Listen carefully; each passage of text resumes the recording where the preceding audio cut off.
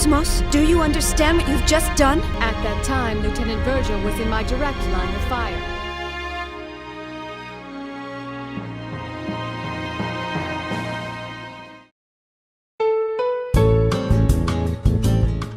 Chapter 19, The Elsa.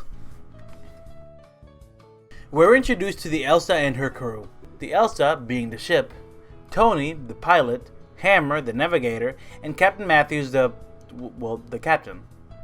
There is one more person aboard, but I'll introduce him later. Formerly being a luxury vessel used by a criminal organization, the Elsa is now a cargo personnel transport ship that has been commissioned by the Kukai Foundation, whom Matthews owes a lot of money to. Matthews and his crew were in the area when they picked up the SOS signal from the Woglinde, so being the heroes they are, they decide to scavenge the remains of the ship for more money before the Federation arrives at the scene. Hammer seems to be a little uneasy about essentially being scavengers, but Matthew rewards it as, "We're recyclers, damn it! Environmentally friendly space recyclers." As they pull in closer to the destroyed Woglinde, they spot Cosmos floating in space. They think it's just a corpse, so Matthews tells them to just continue forward and let it bounce off the ship, something Tony's grandma would not approve of.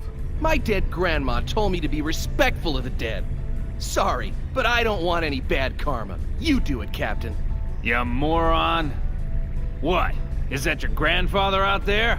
During their arguing, Cosmos gets stuck on the side of the window, and we get to see just how freaking creepy Hammer is. She might be cute, you know? My ass, you sicko. It's a shame we can't meet face to face. Is Matthews the only sane person here? Oh wait, no. He's okay with scavenging from the dead. Anyways, Cosmos then moves and they freak out about the fact that she's still alive. So they realize that she must be some kind of android or Realian. Cosmos tells them to open their communication system, and she tells them to allow her to enter and then that the gate jump to Second Miltia, which they refuse as that's way out of their path. Even though Cosmos tells them that she can pay them for any UMN fee, Matthew continues to refuse, prompting Cosmos to threaten them by telling them that she will destroy the window if she has to. Seeing as how they don't believe her, she gives them a little demonstration, and with a single punch, she cracks their window. After telling them that she's making this offer in goodwill, as she could easily just take the ship regardless, Matthew stays quiet without giving her a response. Cosmos, growing impatient, with a simple raise of her arm, freaks Matthews out enough to make her agree to her terms. However, they secretly plan to throw her off by accelerating, something Cosmos tells them that she predicts, and if they do so, will result in her destroying the ship's engine. Xion and Alan are seen in the escape pod. Alan is trying to find some help, but all Xion can think of is retrieving Cosmos. Matthews picks up the signal from the escape pod and Cosmos answers it. She tells Xion to remain in the escape pod and that a Federation vessel should arrive soon. When Xion asks her what she's up to, Cosmos tells her that she's commandeering the ship to head to Second Miltia. And because they were not mentioned in her orders, her mission to go to Second Miltia takes priority. When Alan tells her that they could starve to death, Cosmos reassures him that this will not happen, as suffocation will come first in 46 hours. But there is a cozy 96% probability that a Federation vessel will arrive in 15 hours. Xion cuts in and tells her that she won't allow this and she can't act on her own. As Cosmos is about to end the call, Xion tells her that if she doesn't pick them up, she will open the hatch and kill herself along with poor Alan, who's just been dragged along. Letting them die is, of course, against Cosmos' directive. However, Cosmos is calling her bluff, prompting Xion to disengage the lock to the hatch. Alan starts freaking out, realizing that she's actually going to do it, and suddenly, without even noticing him, Chaos appears behind Cosmos and asks her, why not just help her?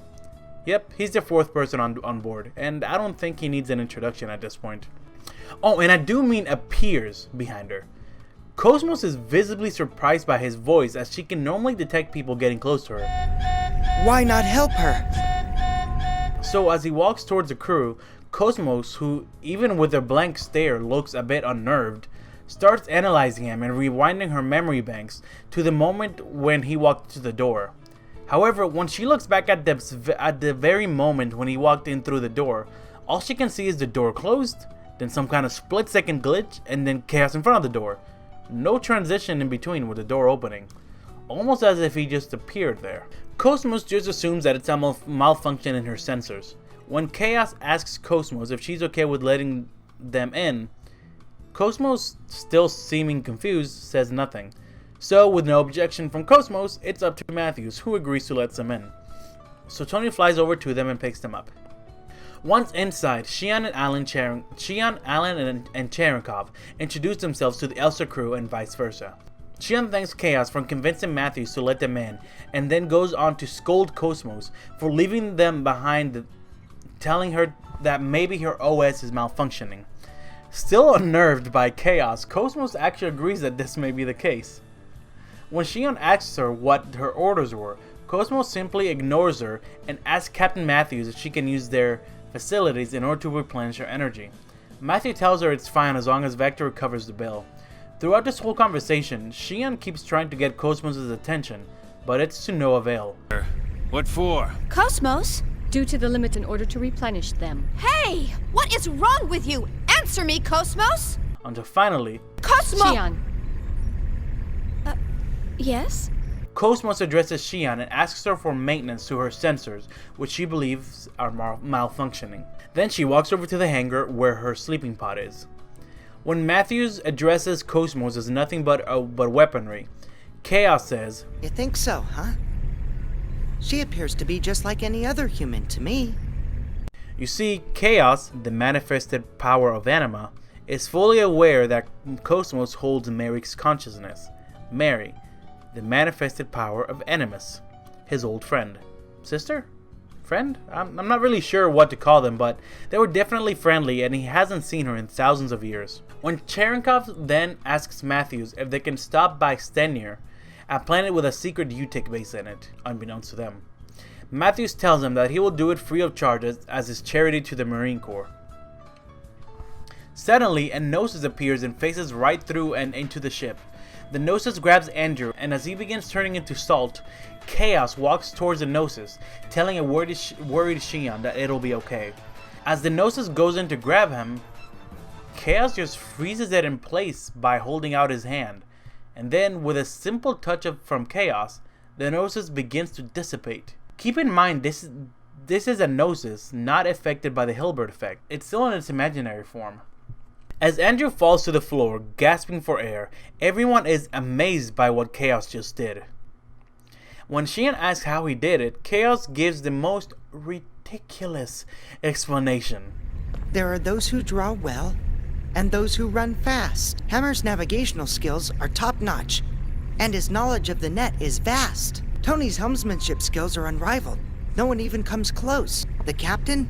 Well, no one holds a greater amount of debt than the captain. Ah, yes. Hey, wait a second. I believe everyone has at least one skill that they excel in over all others. It's something that defines who they are. It's the same for me. It's just something I can do. And everyone seems convinced by this. I don't get it. My theory is that Chaos seems to have some kind of aura of calmness that seems to relax people and make them more complacent. This is shown in other scenes where he's able to soothe other people by just talking to them. However, this theory is kind of killed quickly when we see that Alan is the only person to react appropriately to this explanation. That's all that... What the... How can you be convinced by that? That was a Gnosis, Chief. A Gnosis! The game then cuts to a scene of Wilhelm talking to a Red Testament. Yeah, his army has been growing. It's not just Voyager now.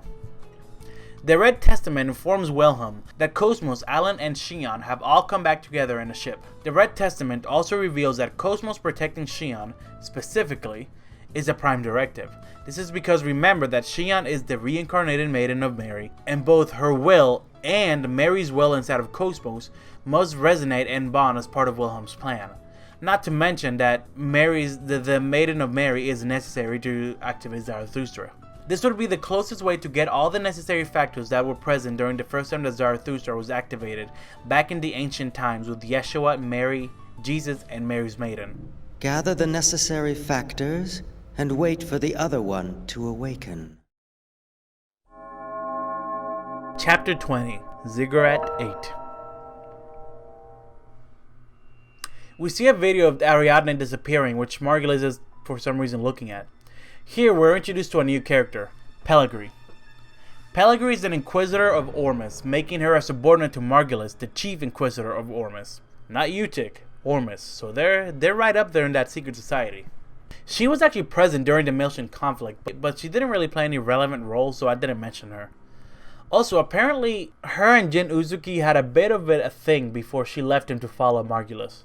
Despite her cold personality, she's shown here to have a more caring side when she becomes visibly upset by the 1.5 billion people who died when Ariadne disappeared. But Margulis just simply doesn't care. He just goes straight into how he has taken steps to recover the emulator, even saying that he's willing to use the original if the need arises, even though the original is an old Miltia. And then we reveal the flaw in his mentality. Either. All we have to do is repeat the process until we get results. Yeah. So planets are just an expendable resource to him. A Utic soldier cuts off their conversation when he tells them that they've received a message from the sole Utic spy who survived the attack on the Woglinde, that being Lieutenant Vanderkam. The message is stuff we already know. Everyone died, the emulator was not secured, blah blah blah. This prompts Margulis to enact a new plan. Plan 31. We then cut to the Federation capital, the planet 5th Jerusalem. More specifically, we cut to the orbital tower tethered to the planet where the subcommittee resides. They start describing a man who they have hired to do a mission for them. A man who's 100 years ago was a special forces agent with the Federation police who specialize in counterterrorism. A man who is now a cyborg working freelance missions. Sound familiar? Apparently, he purposely takes jobs with a low success rate. Then we finally see who they're talking about, and yes, if you've been following my video series, you should know who this is. It's your boy from Pied Piper. It's Goatman. It's Jan Sauer, or as he goes by now, Ziggurat 8. The subcommittee begins briefing Jan on his mission. Apparently, they have received information about an armed group showing signs of resurgence. This group being Utic. The subcommittee's sources have tracked down Utic to a base created by forming multiple asteroids. This base was called Pleroma. Remember, I mentioned this base during the second video of this whole series? The secret branch of the immigrant fleet, or Ormus, also colonized an asteroid naming it Plemora after their immigrant ship. Yeah, I pronounced it wrong in that video, but you know what? So did the voice actors of this game. We're currently looking into how they discovered the route to Preloma. I believe it is the same one you had secured on Preloma. I haven't had a tune-up since the battle on Preloma. Pleroma was a place of worship for Ormus centuries ago, but it has since been abandoned up until now. The cool thing is that inside of it, we can actually see a cathedral with the Ormus logo inside of it. Keep in mind that Ormus has not even been mentioned once in the first game. And I don't think it's actually ever mentioned until at least the second game. The only reason we know about it is because I decided to give you the information in chronological order. But these little details really show how thought out the story was from the very beginning. That's why I find it so cool. Anyways, Jan's mission is to infiltrate this space and recover Momo, who apparently they lost after Utic kidnapped her somehow. At some point. They go on to tell Jan information about Momo. Information we already know because we're going chronological order. Jan, having no rights as a cyborg, cannot refuse their request, and so he accepts his mission. He only has one request as compensation for completing the mission. After he accomplishes his mission, he wishes for them to erase his memory from his life as a human, even telling them to add as many synthetic parts as needed for the procedure to be a success.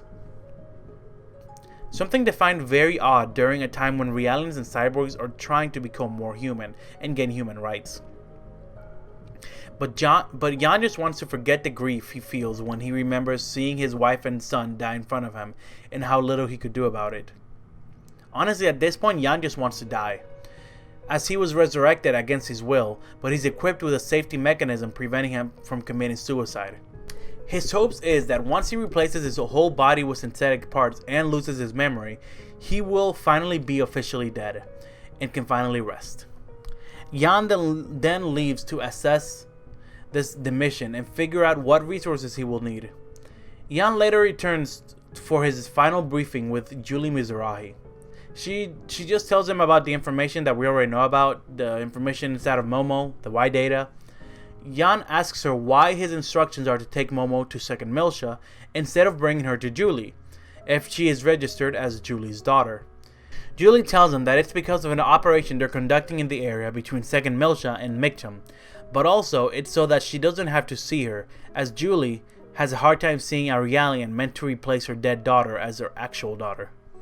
Sometime later, we see Jan sneaking into the Pleroma base by hitching a ride in a Utic ship.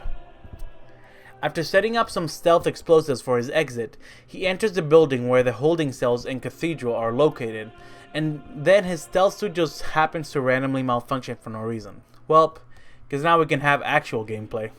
Jan sneaks and fights his way through the guards in the base, and finally he finds Momo in a holding cell.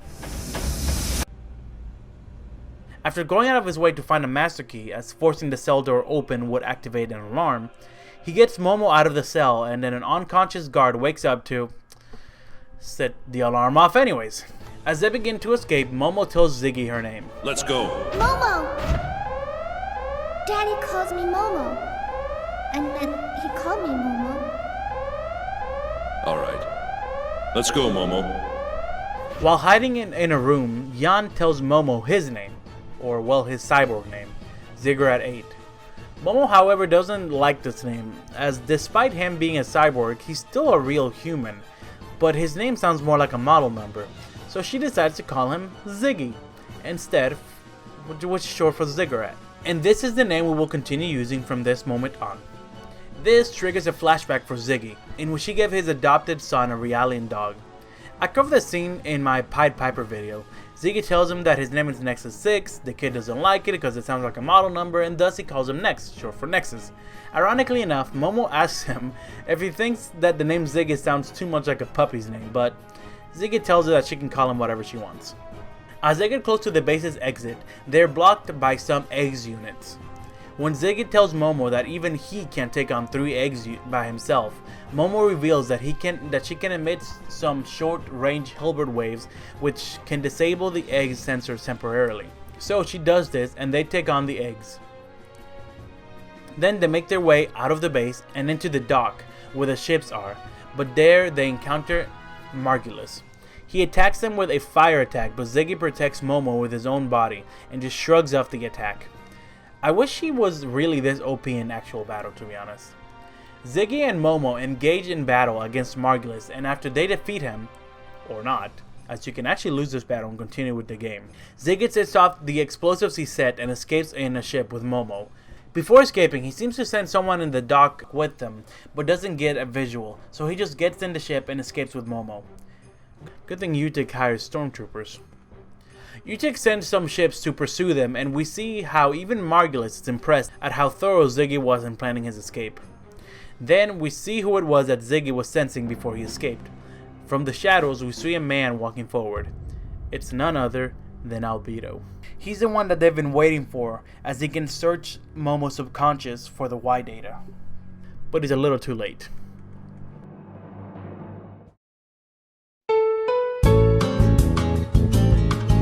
Chapter 21. The gang gets together. We cut back to the Elsa where Xian has cooked food for the rest of the gang. Everyone seems ecstatic for her food, as apparently everyone else on board sucks at cooking, and all they ever get to eat tastes like crap. Later, while Xian and Alan are doing dishes, Alan reveals to Xian that he did some digging on the Elsa, and he found out that they're associated with the Kukai Foundation, which he disparagingly claims is crawling with mutants, aka designer children. A statement that Xian says is kind of racist.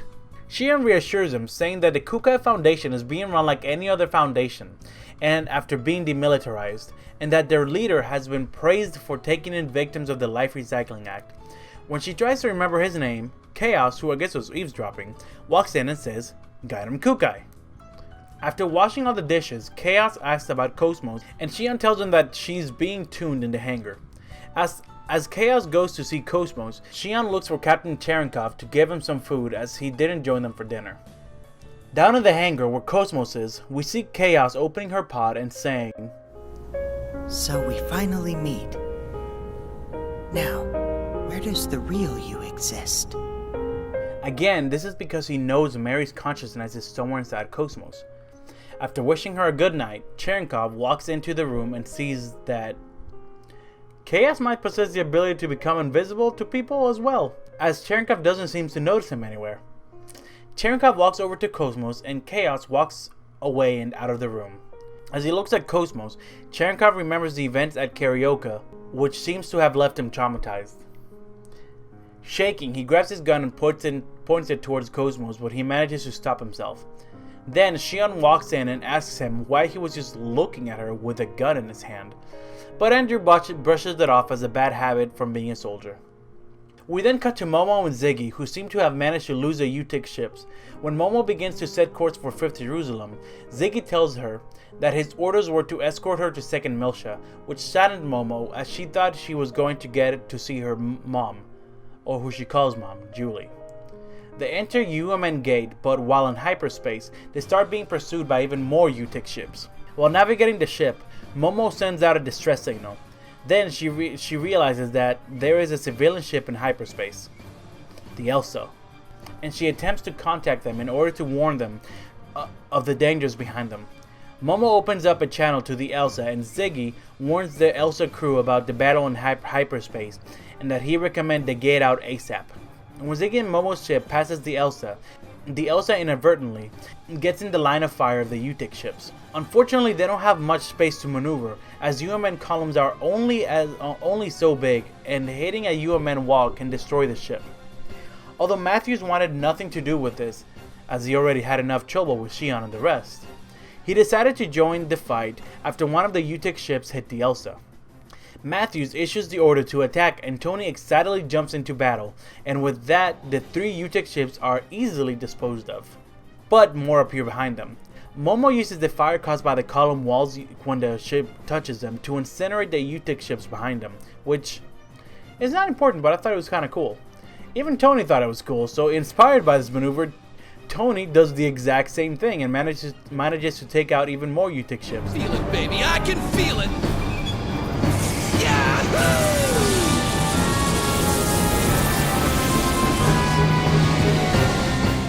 Much to the displeasure of the rest of the gang. However, when more UTIC reinforcements arrive, Ziggy and Momo's ship is hit and they drop down to the bottom wall of the column. As the ship begins to catch on fire and fall apart, Ziggy accepts that this is the end of the line, apologizing to Momo, but Momo simply thanks him for everything he has done. She tells him that although she is scared, she's okay because Ziggy is with her. However, Xion isn't about to let them die, and she uses the hangar catapult bay to grab them and pull them in, but the hatch gets stuck. Which isn't much of a problem for Ziggy or Momo, as neither are human and will be okay stepping out of their ship. The problem, however, is that now the UTIC ships have an easy way into the Elsa.